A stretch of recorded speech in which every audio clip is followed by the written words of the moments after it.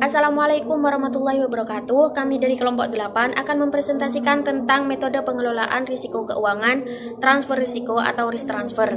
Kelompok kami beranggotakan 2 orang, yaitu Atika Febrianti NIM 61 dan Rohimatus Solehah NIM 63. Yang pertama yaitu pengertian risk transfer atau transfer risiko. Risk transfer adalah suatu proses yang mengalihkan risiko yang telah diidentifikasi kepada pihak lain yang terlibat dalam pelaksanaan suatu proyek.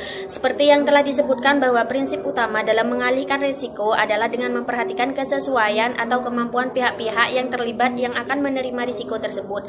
Menempatkan risiko tidak pada tuan yang sebenarnya akan berdampak pada tidak terkendalikannya risiko tersebut, atau risiko tersebut akan kembali lagi pada tuannya yang sebenarnya.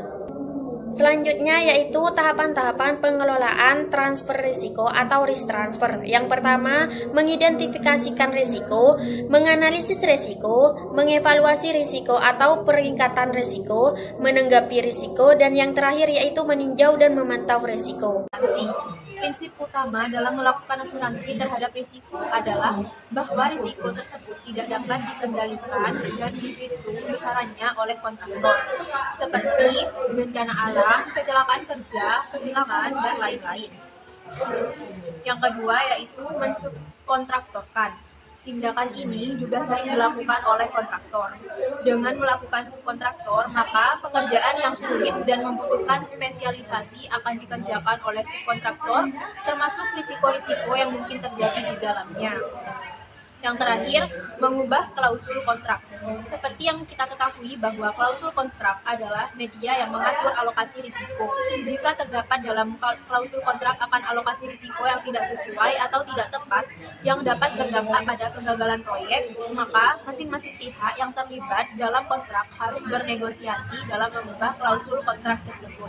Contoh aplikasi risk transfer. Dalam setiap proyek konstruksi sangat penting dilakukan manajemen risiko untuk menghindari kerugian atas biaya, mutu, dan jadwal proyek.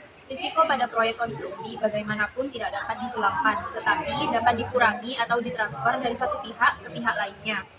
Para pelaku dalam industri konstruksi sekarang ini makin menyadari akan pentingnya memperhatikan permasalahan risiko pada proyek yang ditangani. Karena kesalahan dalam memperkirakan dan menangani risiko akan menimbulkan dampak yang negatif, baik langsung maupun tidak langsung pada proyek konstruksi.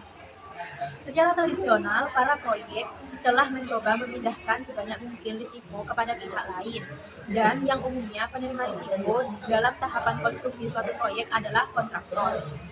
Dan kontraktor seringkali memindahkan risiko yang diterimanya kepada subkontraktor atau perusahaan asuransi. Pengalihan ini dilakukan untuk memindahkan risiko kepada pihak lain. Sekian presentasi dari kelompok kami. Kami mengucapkan terima kasih. Mohon maaf apabila ada salah kata. Wassalamualaikum warahmatullahi wabarakatuh.